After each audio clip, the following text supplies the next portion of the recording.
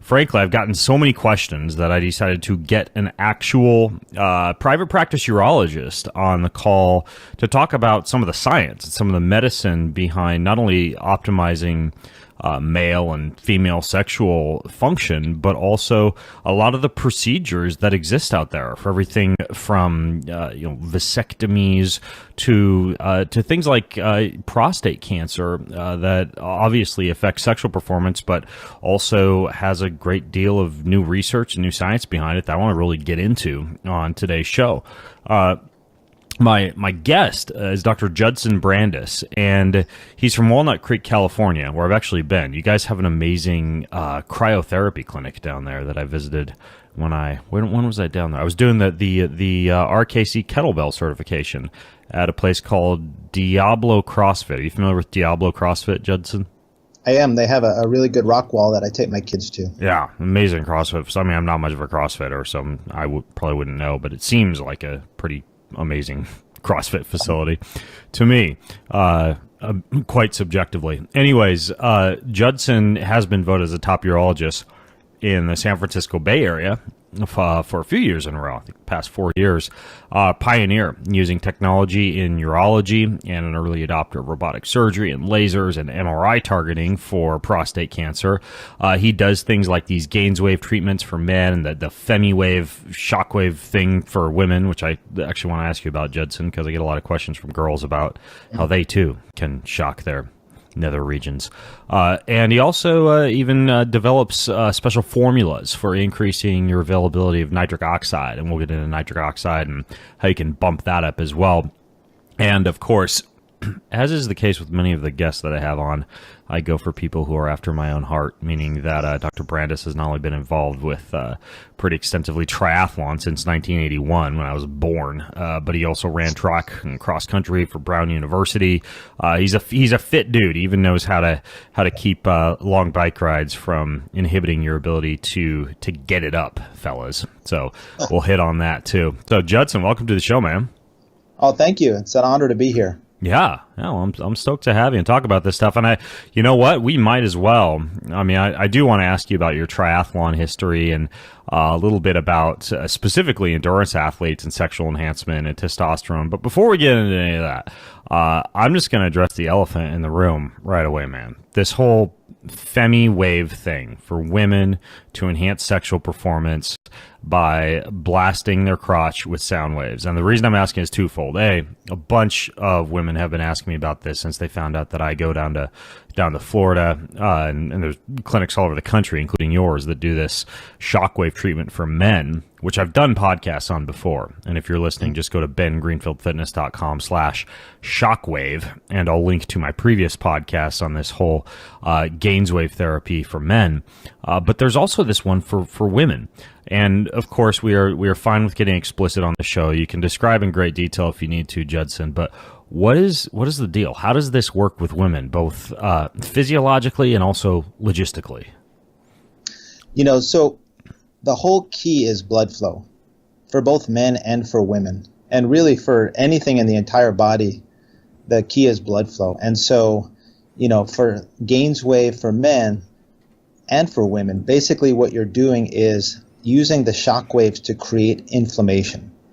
Inflammation, in this case, tricks the body into creating an inflammatory response. The inflammatory response results in a healing response.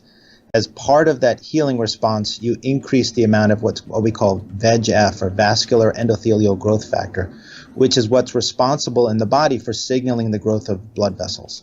And when you grow blood vessels, you increase blood supply.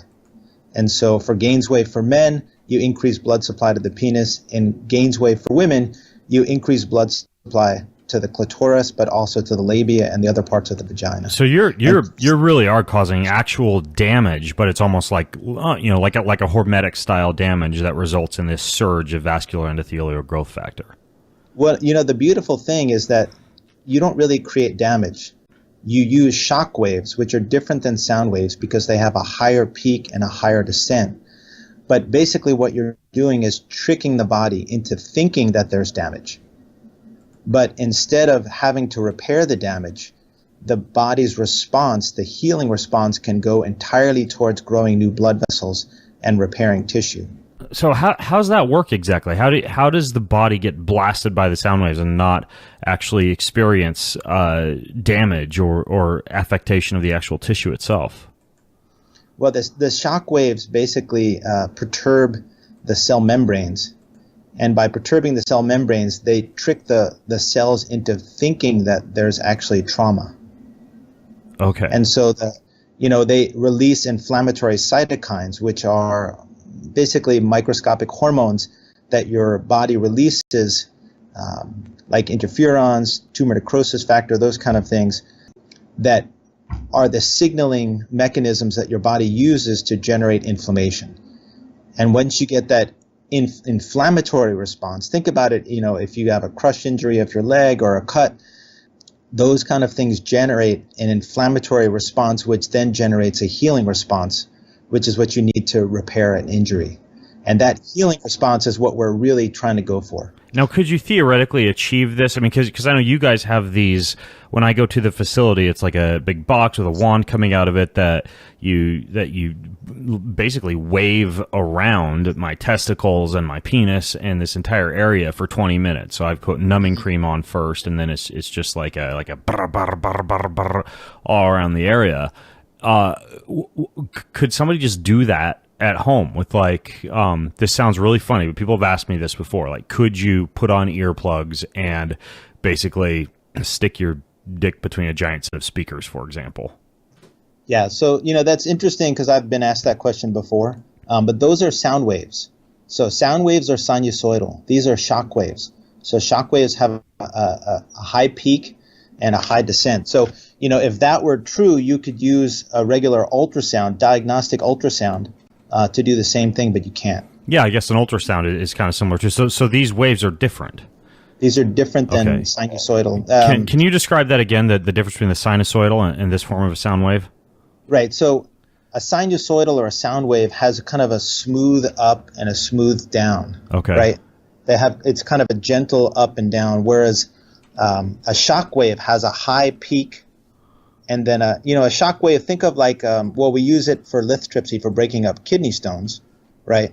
But the shock waves that we use to break up kidney stones are 100 times stronger than the ones we use to stimulate this inflammation in the penis. But basically, think about a jackhammer, right? It's the same type of intense up and down that a jackhammer does instead of... Yeah, it's kind of like a mini jackhammer, actually. Yeah, instead of, soft music. Kind of thing. Soft music you would use to visualize things on the inside of your body, but the jackhammer is what you need to trick the body into creating inflammation. Now, with a jackhammer, you're breaking stuff up. With the shock waves still go through soft tissue. Now, if the shock waves hit bone, it hurts, right? So, you need someone who's experienced in doing GAINSWave to do the GAINSWave, because if they hit the bone, that really hurts. Or if the shock waves hit the testicle, something that has a lot of nerves, that really hurts. Yeah, hence the numbing cream. That stuff comes in pretty handy. I always get a great big old syringe of that handed to me. Then you go in the bathroom and you smear it on, and you go into a little clinic and you get it done. Now, for women though, how exactly does this work for women?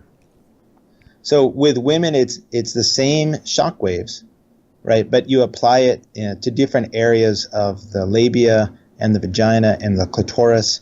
And basically, it does two things. It increases the blood flow, but also because basically the clitoris is the same as the penis. They're same nerves. They're just packed into a tighter package, and they're basically the same blood supply.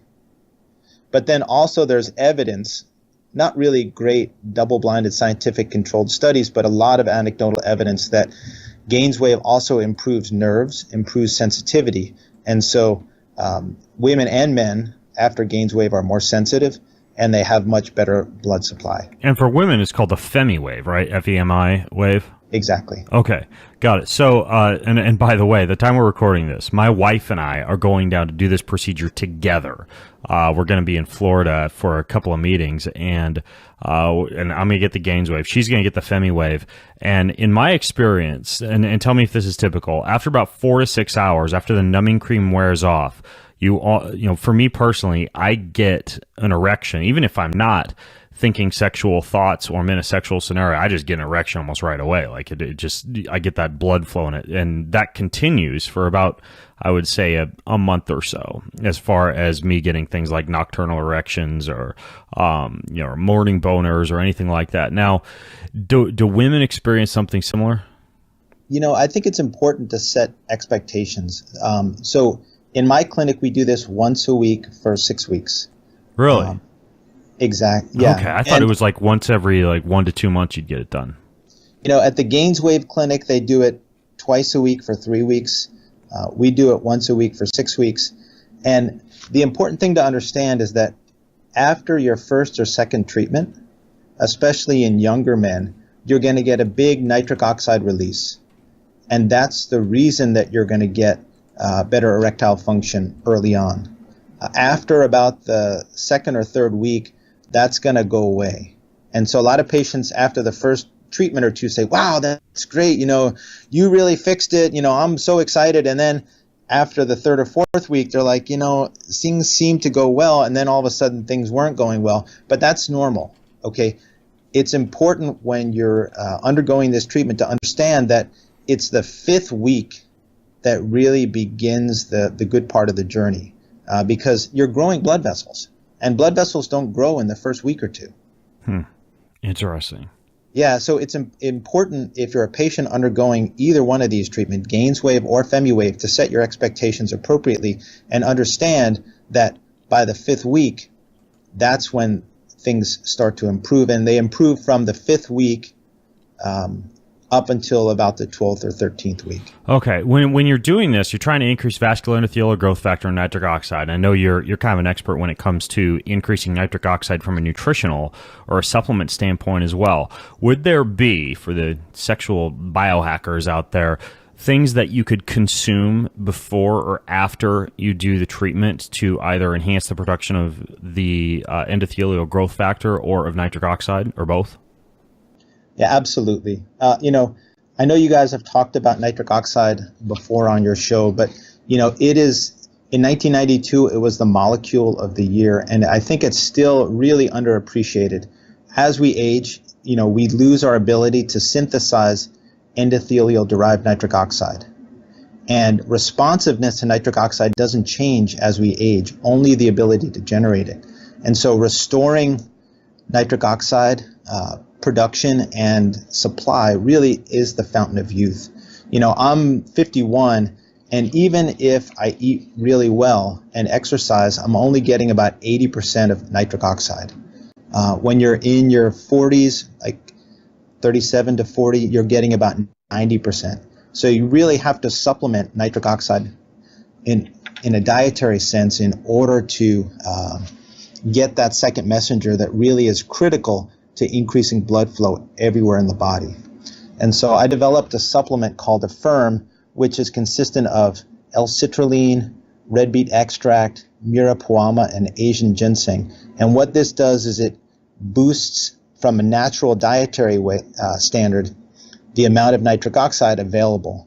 And so what we found is that it improved the ability to get an erection earlier with shockwave therapy with GAINSWave, and GAINSWave was more effective on a long-term basis. How's that compare to something like Viagra? Okay, so this is really interesting. I call this actually triple therapy. So what Affirm does, what nitric oxide boosting does, is it increases the amount of nitric oxide available in the synapse. So think of like a salt shaker. As you get older, there's less and less salt in the salt shaker.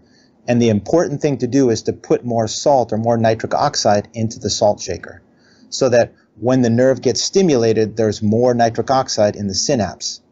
Now, what Viagra and Cialis are what we call PDE5 inhibitors. PDE5 is an enzyme that lives in the synapse that scavenges or takes up nitric oxide. And so Viagra, you'll hear about it called a PDE5 inhibitor. What that does is it blocks PDE5 or phosphodiesterase number 5, and it allows the nitric oxide to sit in the synapse for a longer period of time, maximally stimulating the blood vessel. Now, the third part of triple therapy is GAINSWave. What GAINSWave does is it grows new blood vessels and it removes the microcalcifications from old blood vessels, allowing the increase in circulation. Wait, so you're using this nitric oxide precursor, then Viagra, then the GAINSWave?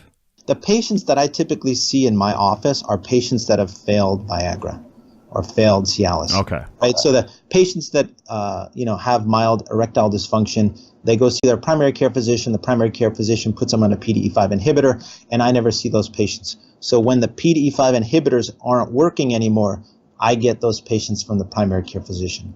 Now, for younger patients who are basically on Viagra and it's working pretty well, then basically all you need is a nitric oxide booster. And I would say you would need a nitric oxide booster in all aspects of your life. Nitric oxide boosters have been shown to reduce blood pressure in a very natural way. They have also shown to reduce coronary artery disease, reduce hypertension, even reduce the risk of Alzheimer's disease. And it's nothing magical about the nitric oxide other than it increases blood flow, and blood flow obviously increases the ability to bring everything into an area to heal, to grow, et cetera, et cetera. Yeah, and I know you brought up citrulline, for example, which watermelon is very high in citrulline. A lot of bodybuilders will use watermelon to get like a pump before they go out on stage. I used to use red wine and dark chocolate for a similar kind of vasodilatory effect due to the nitric oxide boosting benefits. There's also this concept, though, that you have nitrates in your mouth that can actually, from what I understand, get converted in the salivary glands along with your oral bacteria in your mouth to allow you to create more nitric oxide. So could you theoretically say that if you, let's say you were like using mouthwash a lot, killing all the bacteria in your mouth, maybe you have poor bacterial profile, you're not using probiotics, etc., could that potentially make a nitric oxide supplement less efficacious? I was actually going to say that it's important to, when you're taking a nitric oxide supplement, make sure that you don't use mouthwash around the time that you take it, because the salivary gland is important and saliva is important in the production of and conversion of nitrates to nitric oxide. Okay, interesting. What about if you were to take probiotics? Could that theoretically even increase the availability of nitric oxide levels? It's a great thought. I don't know the answer to that question. Okay. Yeah, I may want to look at it afterwards to see what kind of research has been done on bacterial status, bacterial profiles, and nitric oxide. That would be interesting to see if you stack those, if that would have an effect. But I do know my friend Joe Mercola was telling me about fermented beets and how when you ferment a beet, from what I understand, it's the actual bacteria that you get when you ferment a beet that are made more bioavailable, the bacteria and the enzymes that result from fermentation. And so if you have a fermented beet source, you might even get better nitric oxide availability. I mean, let's say you were going to do this from a more natural or ancestral standpoint. You could just get beets and put them in a glass mason jar, with whey or salt, and do just like a traditional fermentation. As far as the type of beets you use in your supplement, do people do that in the supplement industry, actually ferment a beet before they turn it into beet powder? Biochemically speaking, that actually probably would work, but I don't know how it would actually taste. Yeah, I don't know either. I actually haven't done a lot of fermented beets, and this was a conversation I was having with Dr. Mercola just a few days ago. I think he has I don't know if he has a fermented beet source on his website. He may.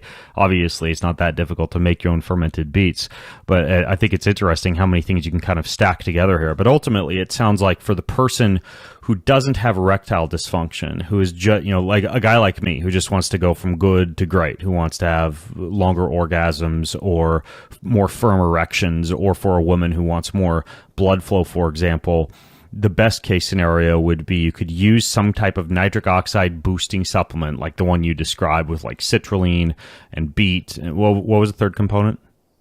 Murapuama, which is a Brazilian root. and also Asian ginseng. All right, I want to get into those in just a second, but you could take this and then at the same time do the sexual treatment like the GAINSWave, and again, like I only do it once every 1 to 2 months, but it sounds like even a better protocol would be like once a week, and that's going to vastly improve the benefits that you get from it. Exactly. Well, I mean, the thing is, the inflammation kind of builds on itself, and the concentration of vascular endothelial growth factor and the blood vessels. That's why it's important to do it kind of in a sequential way, as opposed to just kind of once in a while. I mean, if you do it once in a while, you might get some of that benefit. But also, I've actually written this up as an abstract that I'm submitting to the Sexual Medicine Society meeting in Miami this year. And we use what's called the SHIM score, which is the Sexual Health Inventory in Men score. And so my SHIM score bump was about 5 to 6 points, which basically means that if you're a man, say in your 50s, and you're taking Viagra and the Viagra is working well, I can get you off Viagra. If you're taking, if you're in your 60s and Viagra is not working that well anymore, I'm not going to be able to get you off Viagra, but I can get you to the point where the Viagra is actually working really well. And if you're taking a supplement like a nitric oxide booster, you may actually significantly reduce the amount of Viagra that you need to take. And there's a lot of side effects of those kind of medications too. A lot of patients complain about facial flushing, about headache, about reflux, those kind of things. And so if you can reduce the amount that you're actually taking, it may actually become tolerable. Interesting. Okay, so by the way, you meant you're saying, are you saying Affirm? Affirm, yeah. How are you spelling that? AFFIRM, and it's available at affirmscience.com. Oh, just like Affirm. All right, clever name. I see what you did there. Affirm. Hello. I want to interrupt today's show to tell you about my jacuzzi. Not my hot tub, but my actual jacuzzi. I have this thing called a jacuzzi, Clear Light Jacuzzi. I go in it nearly every day, and it is a sauna, but it's a big sauna. Like I can get inside it. I can do yoga in it. I can swing a kettlebell in there.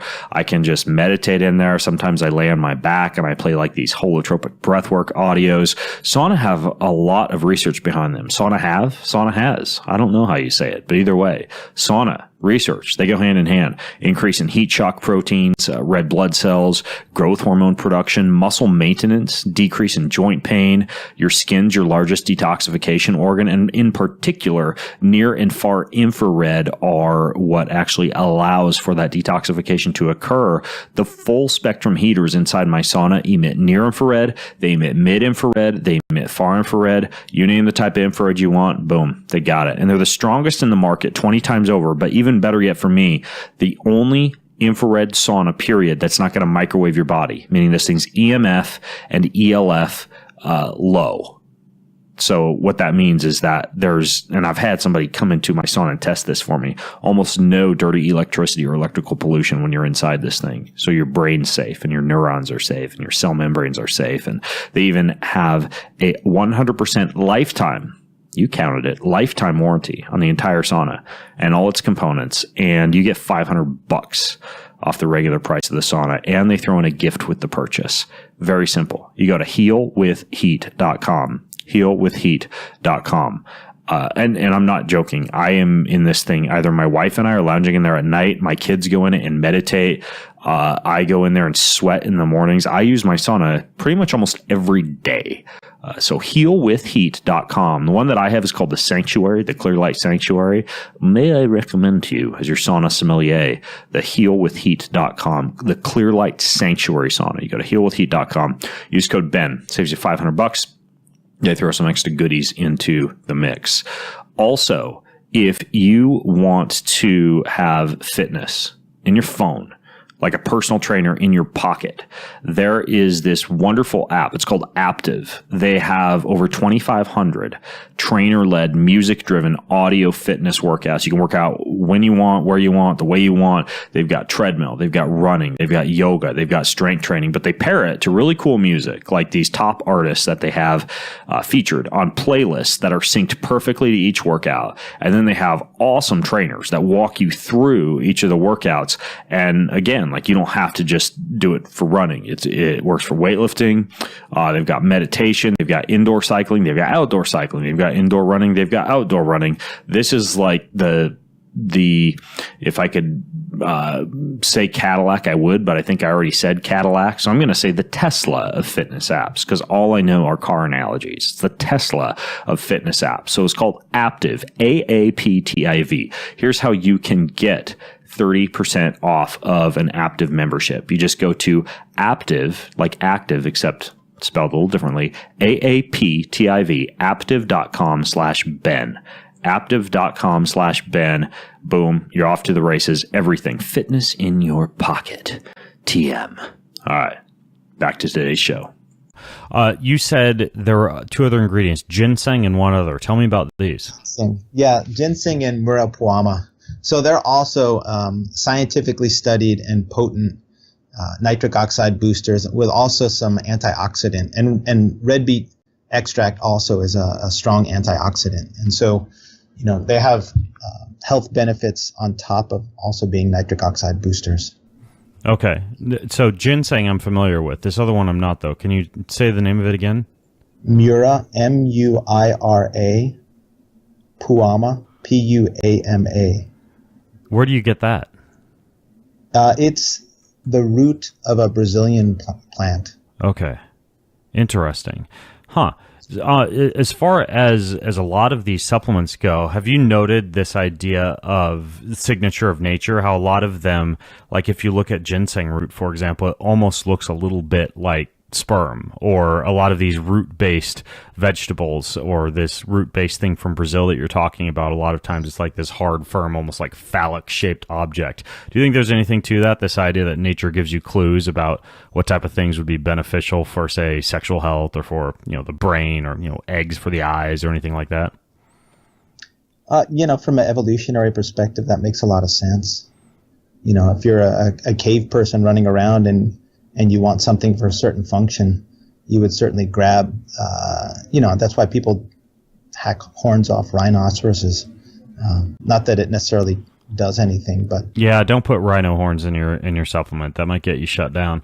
What kind of things do you personally recommend people either avoid or include in their diet for blood flow? I mean, aside from just popping pills and taking supplements, are there specific foods that you really like to see on a daily basis? Obviously, we've talked about something like fermented beets or watermelon, but what would be others that you would especially recommend? To be honest, I'm not a nutritionist and I'm not an expert in those kind of things. I mean, what we recommend typically is just increasing the amount of water consumption to not even a specific number, but just keeping the urine at a light yellow or kind of hay colored. That's the best way really to figure out exactly what your water consumption is what we call the specific gravity of the urine. So we can actually test what that is, but really the color is the easiest way to pick that up. Okay. But in terms of making nutritional recommendations, you're way, way ahead. Yeah, I can tell you this: the 4-hour body thing. I love Tim Ferriss. That dude's an amazing forward thinker and immersive journalist, and self-experimenter. But he had a recommendation in the 4-hour body to have this huge fatty steak with pine pollen, a few hours prior to a hot date or prior to sex. And in my opinion, that's a good way to create a food baby and divert a bunch of blood flow from the crotch to the gut. And there are certain things that I actually recommend to my clients that I've recommended on this show before that guys do, before sex, or just to increase nitric oxide production in general, right? Like a salad that has arugula, and then, pumpkin seeds, some extra virgin olive oil for the flavonols and polyphenols and the extra nitric oxide you'd get from that. Some beets, obviously, like cubed beets or cubed watermelon, and, almost like a lighter salad designed to enhance nitric oxide production. You have that with some red wine and some dark chocolate. I mean, that's even something that you can use, assuming you're okay with the fiber content of it, like pre-performance. Like, you could use that for a time trial ride on a bike, or to open up the blood vessels prior to doing like a sauna detox. Like, there's a lot of different ways that you can use a stack of foods like that. But ultimately, in my opinion, I think, for example, on a hot date night with my wife, I actually avoid the huge cuts of meat and instead go for the lighter fare, wild caught fish, salmon, stuff like that. Also very good for the omega-3 fatty acids. That can help with that as well. But yeah, I'm not a fan of the steak approach, as popular as that is. I totally agree with you, and I talk to my patients about this all the time. I ask them, if you're going to go out and play a set of competitive tennis with someone, are you going to do it at midnight after you've had 5 or 6 drinks and a big dinner? Of course not.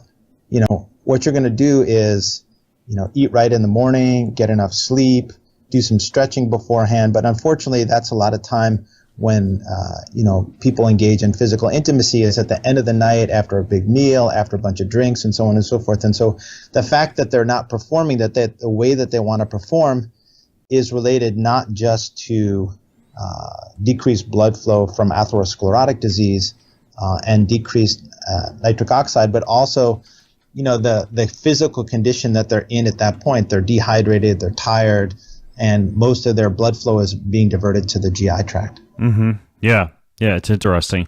Now, in terms of other either hacks or scientific protocols or medical protocols or anything else that you would do in your clinic to improve male or female sexual performance, is GAINSWave and FemiWave the only ones, or are there others that you would do as well? So the data behind GAINSWave and FemiWave is really solid.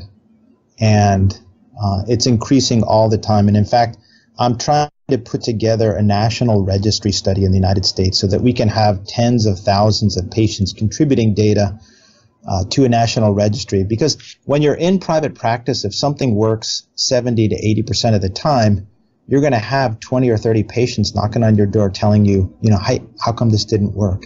And so it's really important for us to understand who it works on, but also who it doesn't work on, and then figure out, okay, is this never going to work on those patients? In which case, let's set their expectations that it's not going to work, and let's go to some of the other things that we have, like trimix injections or a penile implant or vacuum erection device. Urologists have all sorts of tricks that we can use to get people back and active sexually. Vacuum erection device. That's a penis pump, right? Penis pump, yeah. There's not an equivalent of that for women, is there? No. Okay. So I actually used that. The folks at GAINSWave gave me one, like a Cadillac of penis pumps, like a digital penis pump to actually use for, I think the instructions were every 30 days, every day for 30 days following my procedure. And I did that. It was an incredible device, but the funny thing is I got about 3 days in and decided I wanted to go hands-free. Meaning that I figured out a way to kind of prop this thing up against my desk just so to where I could still type and have this penis pump, doing its thing in the background. I'd leave it on for about 15 minutes or so. It's crazy for guys if you've never used this. I mean, you can watch your dick stretch out. It goes, like 12, 15 inches long inside this big tube. And I remember the third time that I was doing this, I was sitting there typing on my computer. And there's kind of like a seal at the bottom, like a gasket at the bottom, and you put some coconut oil or some type of lube on your penis before you put it into this pump. And I heard this sucking sound like a and my left ball got sucked into the, into the pump.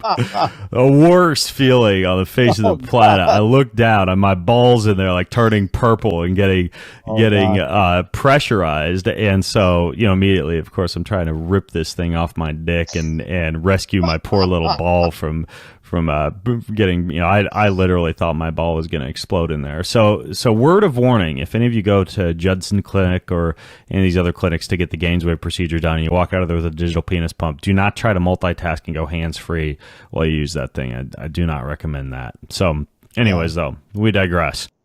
Physical intimacy is a really important part of people's lives. And we see all sorts of patients, patients who have prostate cancer that had non-nerve-sparing prostatectomies or radiation therapy, or testicular cancer, all sorts of things, or trauma.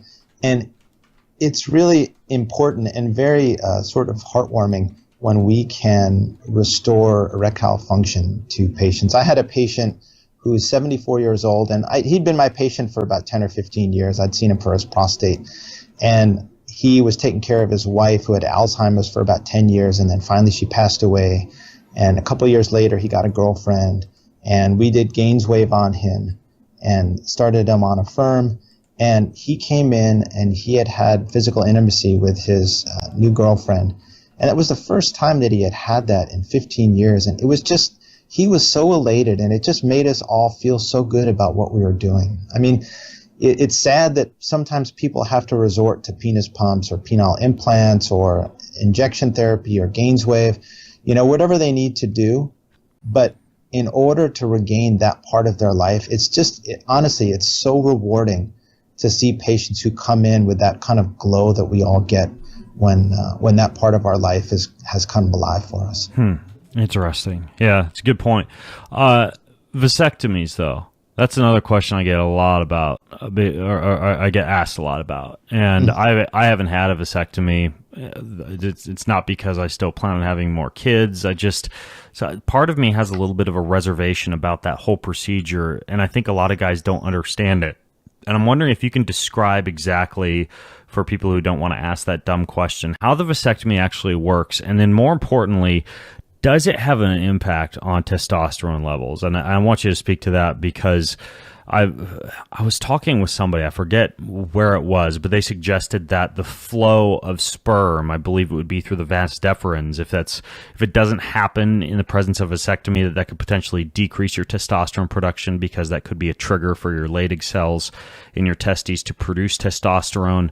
And so I figured I'd ask you about it. I realize you do vasectomies, so you may have a slightly jaded reply, but ultimately describe vasectomies in general, how they would work, and then any risk factors associated with them, including testosterone. Absolutely. So I've done probably about 3,000 vasectomies, and that's more vasectomies than I've done. Yeah, and having 4 kids myself, I have a vasectomy, so obviously I believe in it. So vasectomy is a really fantastic way for men to control the reproductive process. And typically a vasectomy will take about 15 minutes. Most experienced vasectomists use what's called the no scalpel vasectomy, where we just make a tiny little puncture into the skin on either side and pull out the vas. The vas itself looks like a piece of spaghetti. And typically what I do is I crush the edges on either side, remove a piece of the vas about a centimeter or two, and then cauterize the edges. And so basically what that does is that when you ejaculate, 99% of the ejaculate comes from the prostate. And the prostate is upstream from the testicle and from the vas. So ejaculation looks and feels the same. You can't tell any difference in ejaculation. Okay, and then in terms of the testicle, 90% of the testicle is built around making sperm. 10% of the testicle is built around making testosterone. Testosterone is delivered to the bloodstream directly. It doesn't go through the vasectomy or the vas tube. So the only thing that you're doing when you're doing a vasectomy is stopping the flow of sperm. And if a lot of guys think that the sperm is actually the ejaculate, what I tell patients is that you get the whole swimming pool, but no swimmers. Okay, so there actually isn't a loss of ejaculate. All you're missing out on is the sperm. Exactly. Okay, so that kind of shoots that theory down, basically, that the flow of fluid through the vas deferens would somehow trigger a testosterone release. No, absolutely not. And there's a lot of kind of urban legend that it causes prostate cancer and so on and so forth. But when they did a study in New Zealand where they looked at everyone that had a vasectomy and looked at the rates of prostate cancer in those patients, and then looked at the men who hadn't had vasectomy and looked at the rates of prostate cancer, and there was no difference in the rates of prostate cancer. The problem is, when people get cancer, they always want to figure out, like, okay, what's the reason I got cancer? Right. So, okay, well, I had a vasectomy, but that must have been it. But men get prostate cancer at a very high rate, whether you had a vasectomy or not, and there's really no difference in the incidence of prostate cancer or really any other disease. Is a vasectomy reversible? Technically it is. So the inner tube of the vas is maybe a millimeter, maybe smaller. So you need a microsurgical procedure that takes about 3 or 4 hours. in order to reconnect it. That procedure probably costs you around $20,000. So technically it is once you hit about 7 years after a vasectomy, it becomes more difficult to reverse. Okay, got it. Interesting. All right, so I want to ask you also about this idea of hormone replacement therapy. Do you do much of this at all in your clinic? I do. I mean, that's part of what we do. It's not extensively what we do.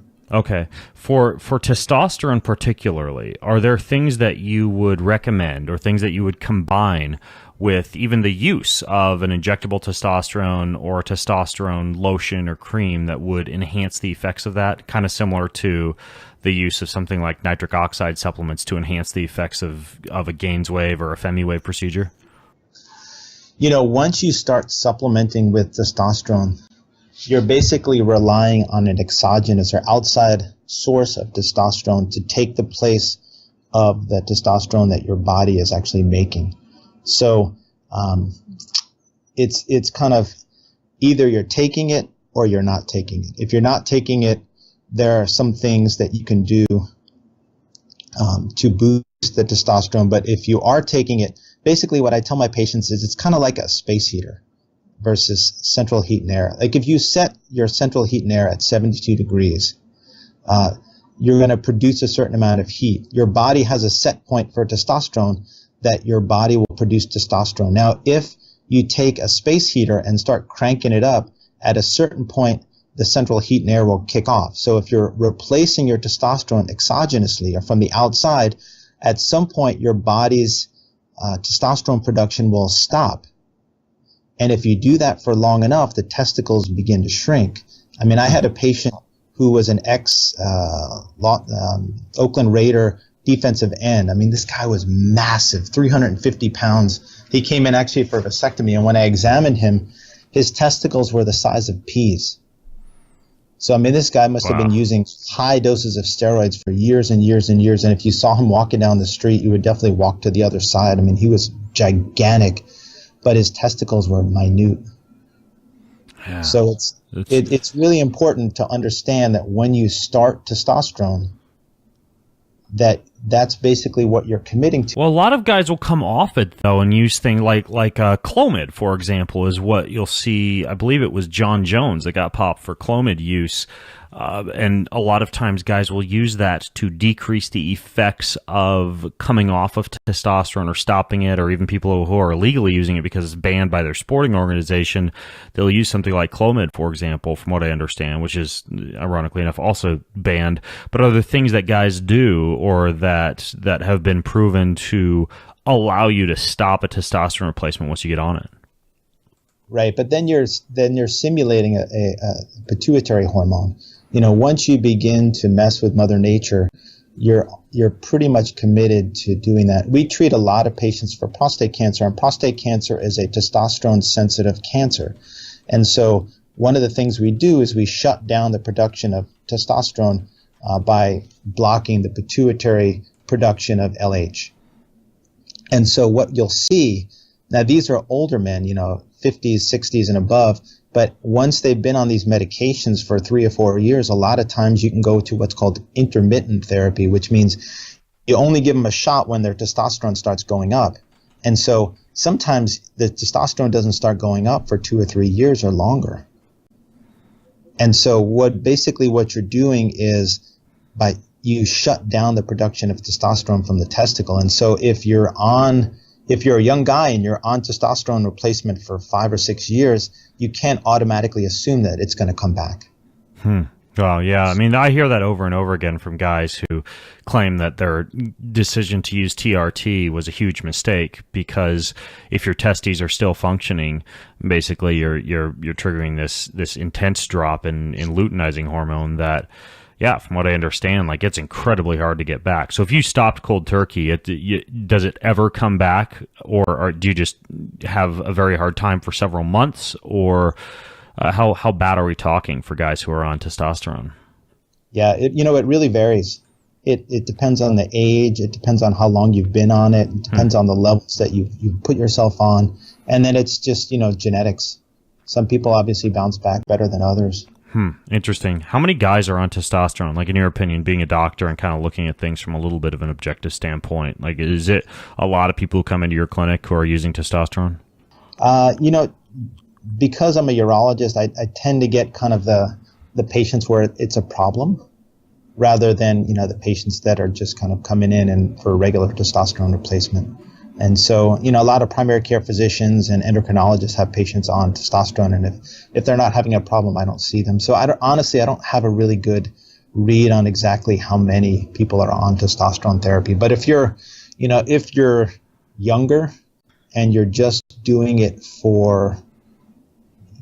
you can be a better football player or a better weightlifter or, a better cyclist.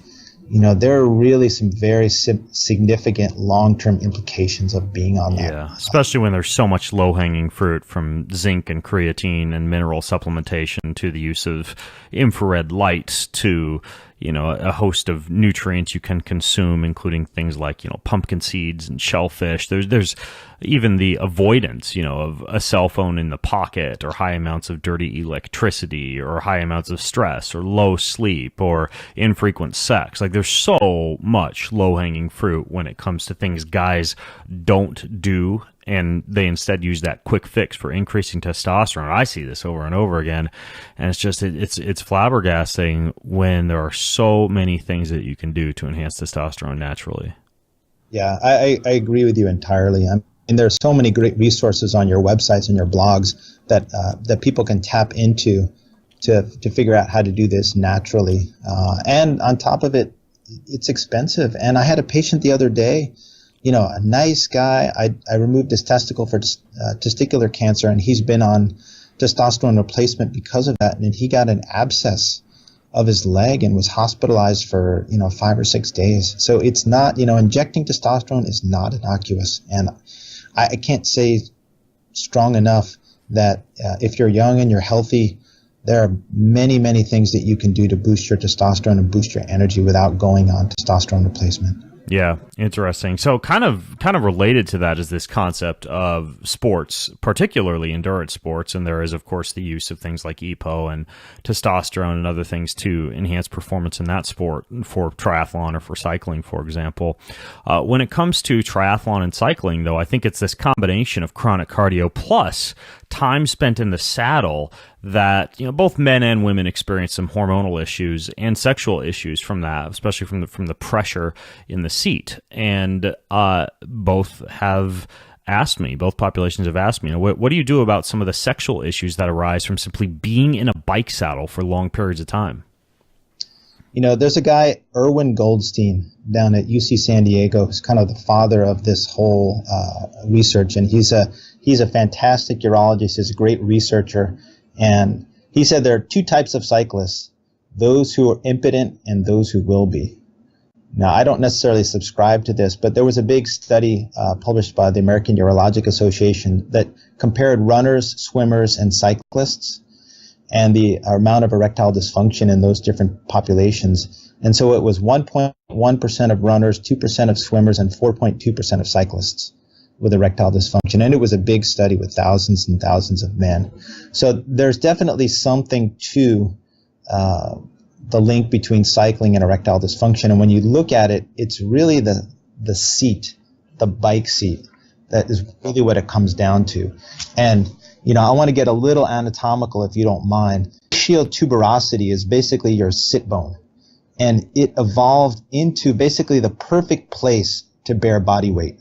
The ischiopubic ramus, which is the area that's going to bear weight if you're sitting on a conventional bike seat, it contains a lot of erectile tissue, nerves, arteries, and the urethra. But the ischial tuberosity has no organs attached to it, no nerves, no arteries. It's just surrounded by fat and muscle to the buttocks. And it's very well vascularized, and it's evolved to allow humans to sit comfortably and safely for hours. Most bicycle seats are not wide enough to support the ischial tuberosities. And so basically you end up straddling the bike and sitting on the internal part of the genitals, right? So half the penis is actually inside the body. And so there are two ways you can actually injure things. One way is traumatically, which, is pretty obvious. But the other thing is kind of a constant compression. And they did studies looking at guys that were leaning on the nose of the bike, and 95% of the blood flow was reduced. Whereas if they were using a seat with no nose, it was basically 0% of the blood flow. So these no-nose saddles, there's no drop in actual performance or the ability to be able to produce torque against the cranks?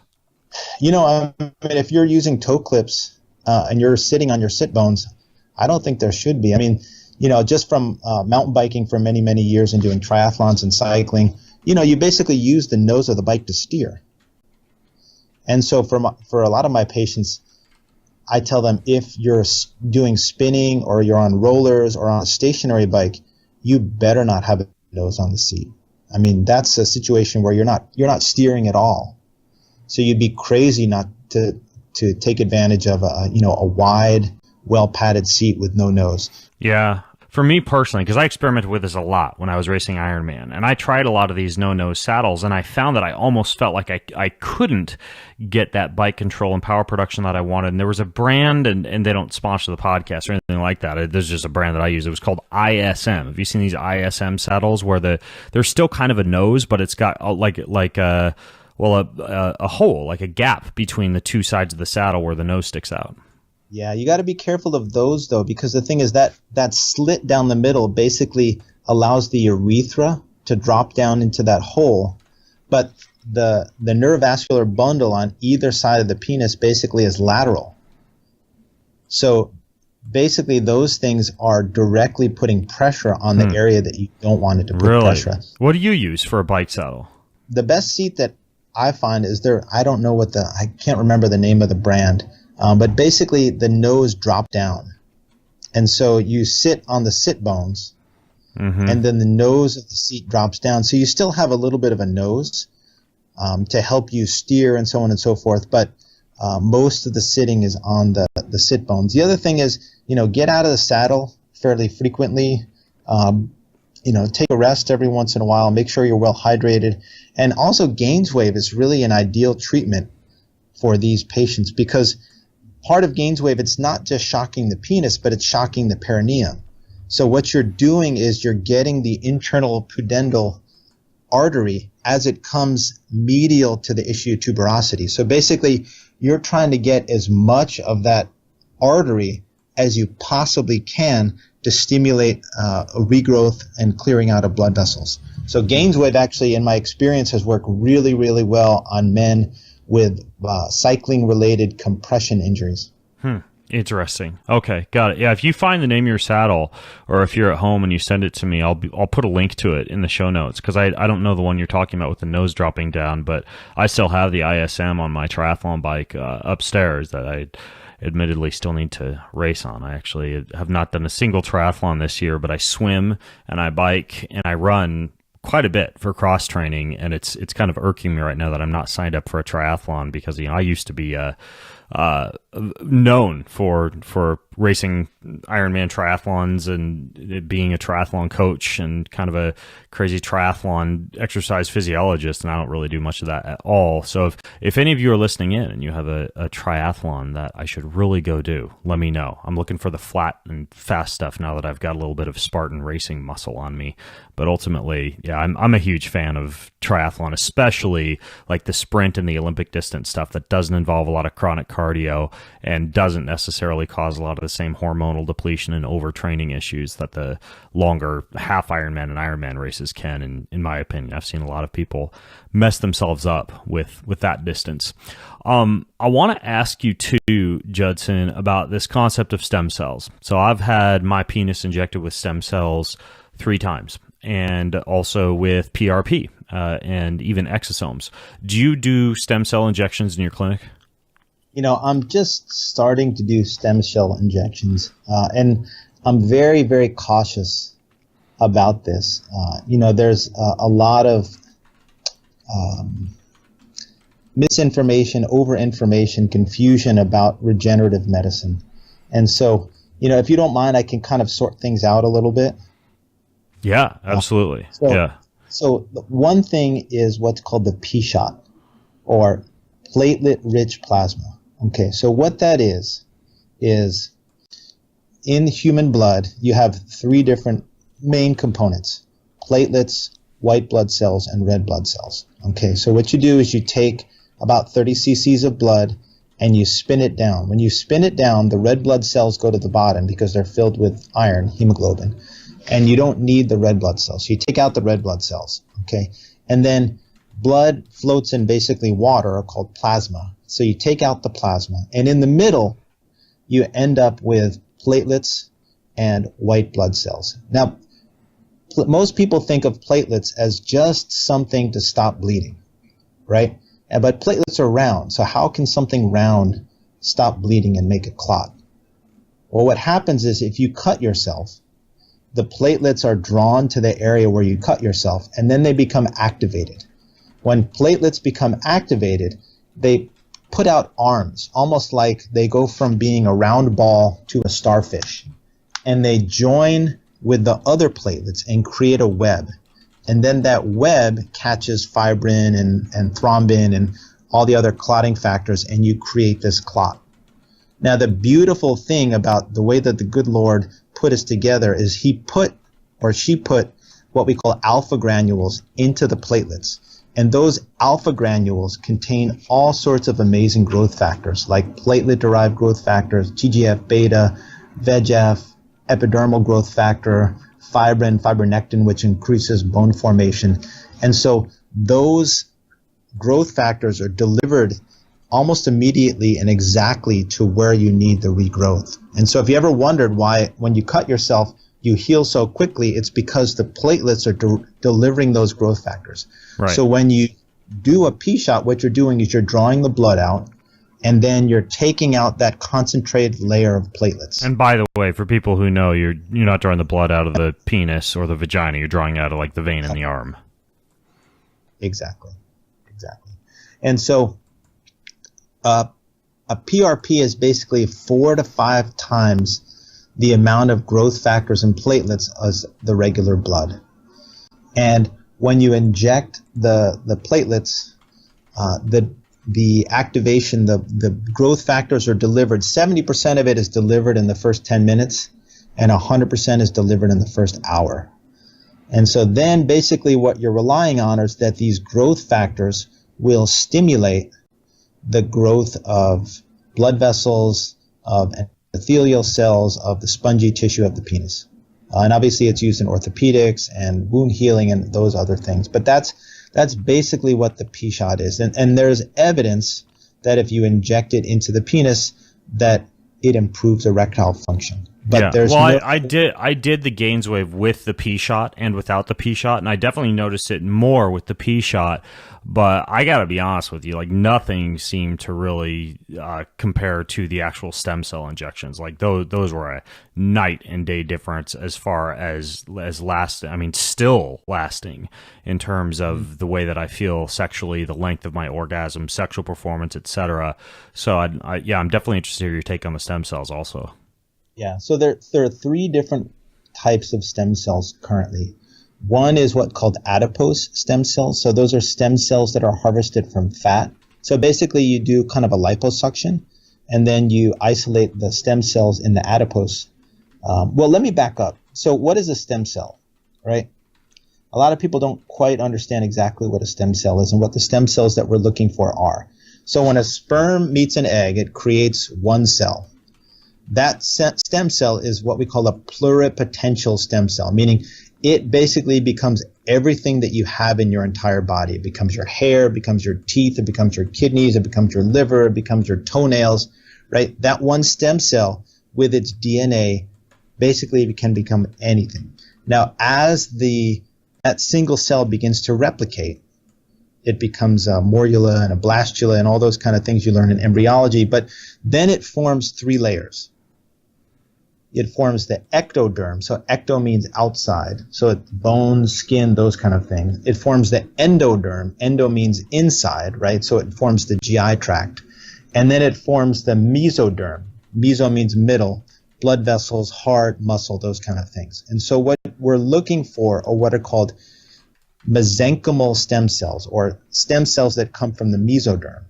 If you're looking for ectoderm or endoderm stem cells, you're looking for the wrong stem cells. You want mesenchymal cells, which are the ones that grow blood vessels, heart, and muscle. Okay, so in adipose, you can isolate stem cells. And the nice thing about those stem cells is they haven't replicated all that much.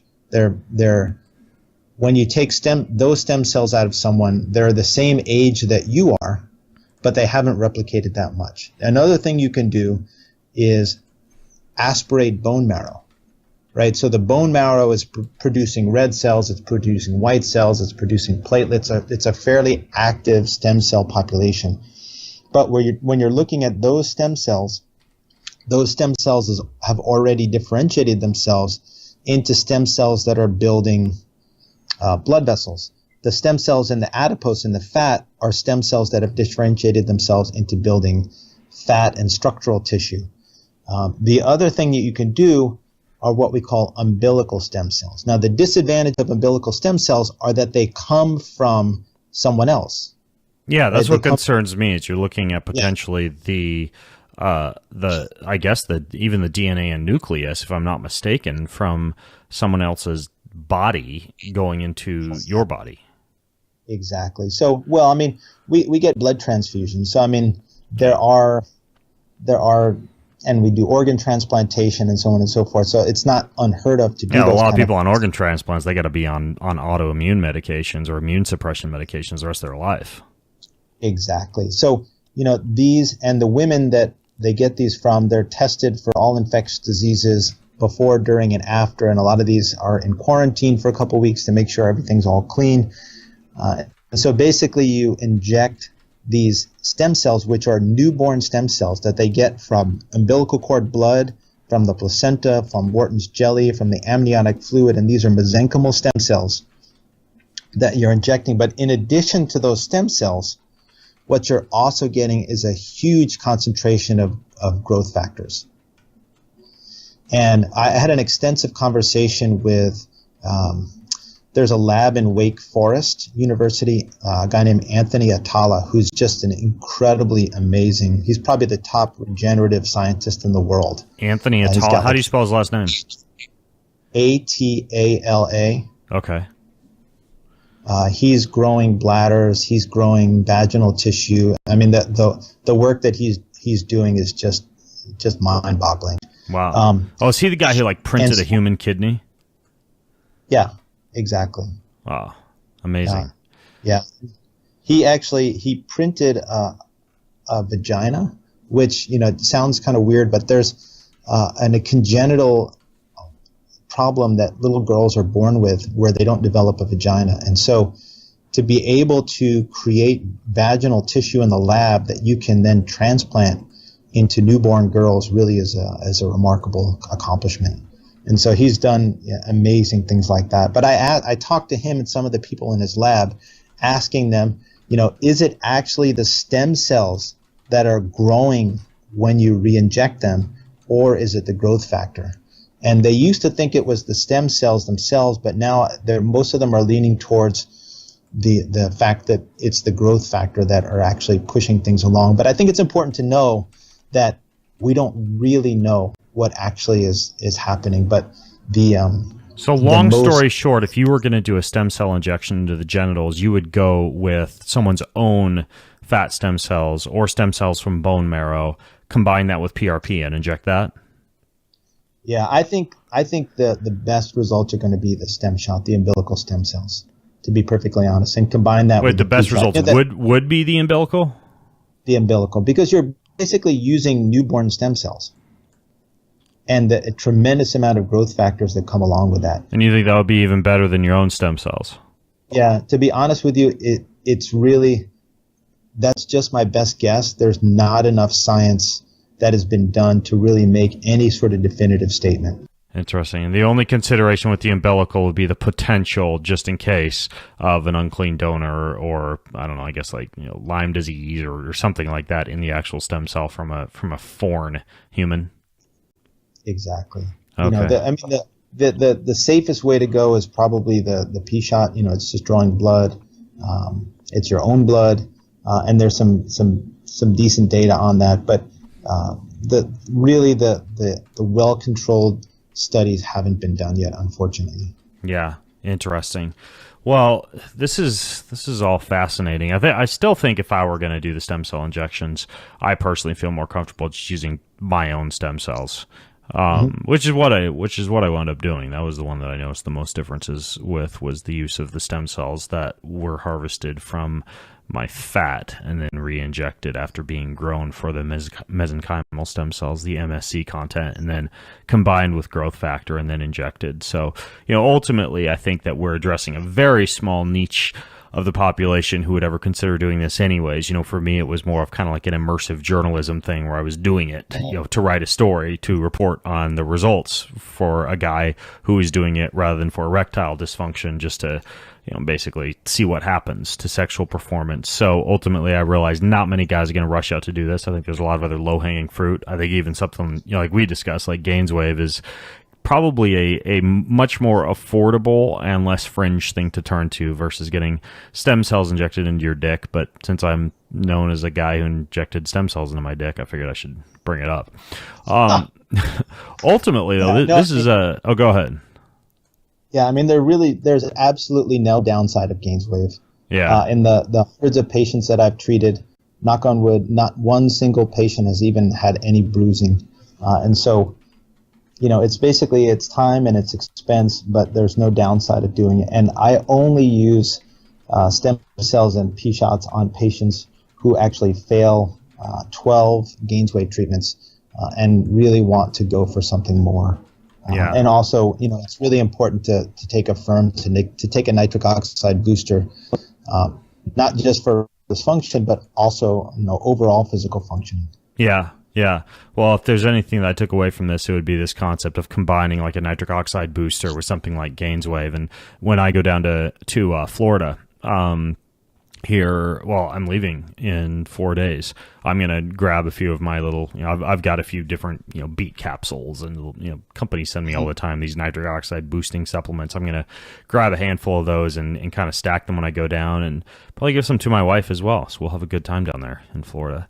But in the meantime, you guys don't have to go to Florida. You can go to anywhere if you want to go get a GAINSWave treatment done. I'll put a link in the show notes to the GAINSWave for men and the FemiWave for females, along with Judson website and his Affirm supplement. What I'll do is I talked to Judson before this podcast, if you're listening in, and if you go to bengreenfieldfitness.com/shockwave, that's bengreenfieldfitness.com/shockwave, as in shockwave therapy, I'll put a link also to his Affirm supplement, and we'll get some kind of a discount. I think we can get like a 15 to 20% discount on that for you guys if you want to try this blend of citrulline and red beet extract and marua puama and ginseng, if you want to toss that one into the mix. And I will also put a link to everything else that we discussed, including the article on the benefits of fermented beets, and Judson will send me a link to this bike saddle that he uses, and I'll put that in there too. And you guys can go knock yourselves out over at bengreenfieldfitness.com/shockwave. In the meantime, Judson, thanks for coming on the show and sharing all this stuff with us, man. It's fascinating, this world of sexual biohacks. Hey, my pleasure. It's really been an honor to talk with you today. Awesome. All right, folks. Well, I'm Ben Greenfield along with Judson Brandeis from Walnut Creek, California, signing out from bengreenfieldfitness.com. Have an amazing week. You've been listening to the Ben Greenfield Fitness Podcast. Go to bengreenfieldfitness.com for even more cutting-edge fitness and performance advice.